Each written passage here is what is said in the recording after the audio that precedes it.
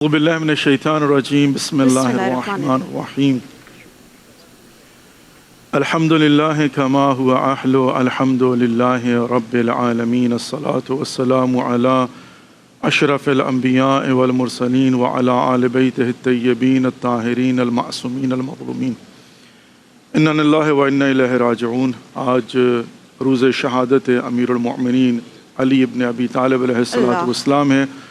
تو سب سے پہلے تو عالم اسلام کی خدمت میں تعزیت اور تسلیت پیش کرتا ہوں اور دعا گو ہوں کہ پروردگار ہم سب کو سیرت امیر المؤمنین علی علیہ السلام کو سمجھنے کی،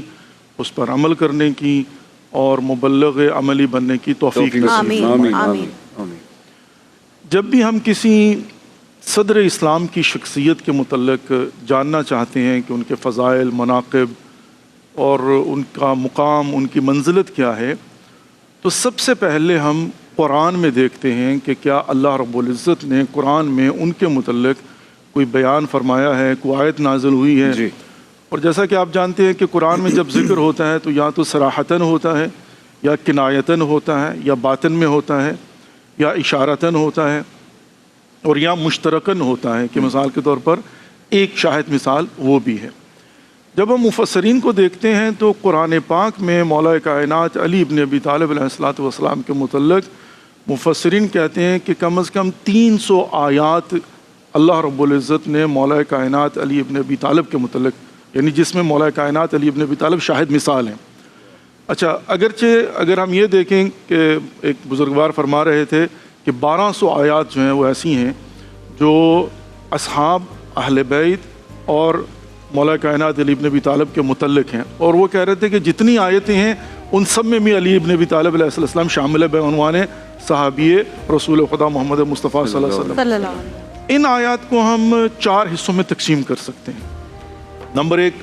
جو خاص مولا کائنات علی علیہ السلام کے لیے ہیں، نمبر 2 جو مولا کائنات علی ابن ابی طالب اور اہل بیت علیہ السلام کے لیے ہیں، نمبر 3 جو علی علیہ السلام اور اصحاب کے متعلق ہے، اور نمبر 4 حتیٰ یہ کہ جو دشمنان علی علیہ السلام کے متعلق اللہ رب العزت نے آیات کو نازل کیا۔ تو اگر ہم ایک ایک کر کے آگے بڑھیں تو سب سے پہلے میں 1-2 حوالے جو ہے نا فقط جو مولا کائنات علی علیہ السلام سے متعلق آیات ہیں۔ طبرسی نے لکھا ہے، اور یہ ابن عباس رضی اللہ تعالیٰ عنہ سے روایت ملتی ہے کہ جب آیت نازل ہوئی انما انت منذر ولکل قوم ہاد، کہ اے میرے حبیب آپ انذار دہندہ ہیں اور ہر قوم کے لیے ایک ہادی ہیں، تو ابن عباس رضی اللہ تعالیٰ عنہ ارشاد فرماتے ہیں کہ ہم بیٹھے ہوئے تھے تو رسول اللہ صلی اللہ علیہ وسلم نے جب یہ آیت نازل ہوئی تو اپنے سینے پر ہاتھ رکھ کے فرمایا انا المنذر، وہ منذر میں ہوں، اور پھر علی ابن ابی طالب کے کاندھے پہ ہاتھ رکھ کے کہا وَلِكُلِّ أُمَّةٍ حَادٍ وَلِكُلِّ قَوْمٍ حَادٍ أَنْتَ يَا عَلِي ہادی بکا یہتدی المہتدون، اور یا علی وہ ہادی آپ ہیں جس کی وجہ سے میرے بعد کے لوگ ہدایت پائیں گے۔ اچھا، اب آگے بڑھتے ہیں جس میں علی علیہ السلام اور اہل بیت، قُلْ لَا أَسْأَلُكُمْ عَلَيْهِ أَجْرًا إِلَّا الْمَوَدَّةَ فِي الْقُرْبَى، معروف آیت ہے، اور اس میں مودۃ فی القربہ کے اندر جب اصحاب نے پوچھا کہ یا رسول اللہ یہ مودۃ فی القربہ کون ہے کہ جن کی محبت نہیں مودت ہم پر واجب قرار دے دی گئی ہے، تو رسول اللہ صلی اللہ علیہ وسلم نے ارشاد فرمایا علی، فاطمہ اور ان کے دونوں بیٹے حسن اور حسین۔ اچھا، پھر ہم آگے بڑھتے ہیں تو امام رضا علیہ السلام نے کسی سے سوال کیا، پوچھا کہ ابن رسول اللہ مولا کائنات علی ابن ابی طالب کی بڑی فضیلتیں ہیں، کوئی خاص فضیلت ایسی ہے کہ جس کو ہم یہ کہہ سکیں کہ سب سے بڑی فضیلت یہ ہے؟ اب ذرا بڑا مشکل ہوتا ہے فضیلتوں میں سے جو ہے نا، اب اس کے اندر بھی جو ہے نا وہ حضرت امام رضا علیہ السلام نے قرآن کی آیت کا حوالہ دیا۔ جب علماء نجران آئے تھے رسول اللہ صلی اللہ علیہ وسلم کی دعوت پر مدینہ میں، اور آ کر انہوں نے گفتگو شروع کی، دلائل دیے گئے، ایک دوسرے کے ساتھ جو بحث ہوئی، تو آخر میں آ کر وہ مان نہیں رہے تھے، حالانکہ انہوں نے کہا جی کہ حضرت عیسیٰ جو ہے نا اللہ کے بیٹے ہیں، تو اللہ رب العزت نے کہا کہ مثل عیسیٰ عند اللہ کا مثل آدم، اگر تم حضرت عیسیٰ کو اللہ کا بیٹا کہتے ہو کہ وہ باپ کے بغیر پیدا ہوئے، تو آدم علیہ السلام جو ہیں وہ ماں اور باپ کے بغیر پیدا ہوئے، تو یہ حضرت آدم کی طرح ہیں۔ لیکن بہرحال وہ نہیں مانے، جب نہیں مانے تو اللہ رب العزت نے رسول خدا محمد مصطفیٰ صلی اللہ علیہ وسلم سے ارشاد فرمایا فَقُلْ تَعَالُوا نَدْعُوا أَبْنَاءَنَا وَأَبْنَاءَكُمْ وَنِسَاءَنَا وَنِسَاءَكُمْ وَأَنفُسَنَا وَأَنفُسَكُمْ ثم نبتہل فنجعل لعنۃ اللہ علی الکاذبین. اے میرے حبیب ان سے کہیے، مباہلہ کرتے ہیں، آؤ میدان میں،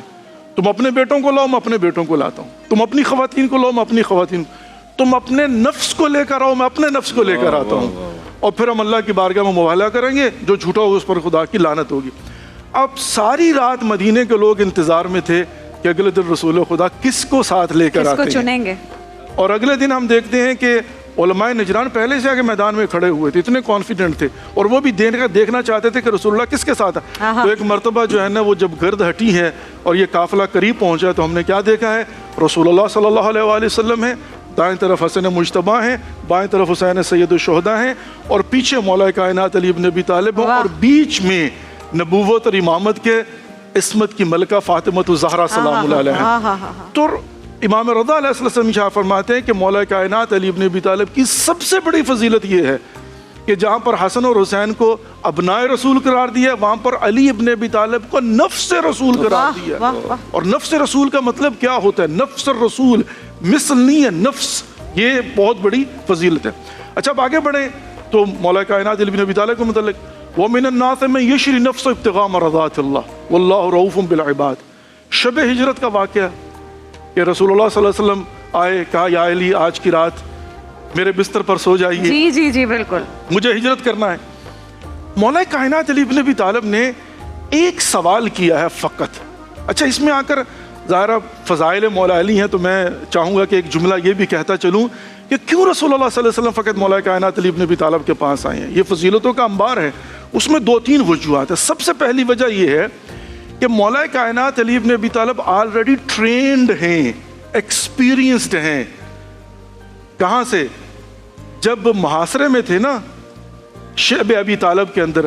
اس وقت بھی حضرت ابو طالب علیہ السلام جو ہیں علی علیہ السلام کو رسول خدا کے بستر پر لٹا دیا کرتے تھے کہ کہیں کفار اور مشرکین گزند نہ پہنچائیں. تو ٹرینڈ تھے، یہ پہلی دفعہ نہیں تھا. اور دوسری بات یہ ہے کہ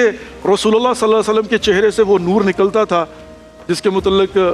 حضرت ام المومنین بی بی عائشہ ارشاد فرماتی ہیں کہ جب میری کوئی چیز گم ہو جاتی تھی میں انتظار کرتی تھی کہ رسول خدا تشریف لائیں، ان کے چہرے سے نکلنے والے نور کی روشنی میں کھوئی ہوئی چیز کو تلاش کروں. تو ظاہرہ اب کفار اور مشرکین کون ہیں؟ رشتہ دار ہیں، وہ قریبی ہیں، وہ جانتے ہیں، وہ رسول اللہ خدا کو دیکھ چکے ہوئے ہیں، وہ جانتے ہیں کہ رسول خدا سوتے کیسے. آج وہی سوئے گا جو شبیہ رسول بن کے سوئے. علی علیہ السلام کے چہرے سے ویسا ہی جو ہے نا وہ نور نکلتا تھا اور سوئے. اور تیسری بات کیا ہے،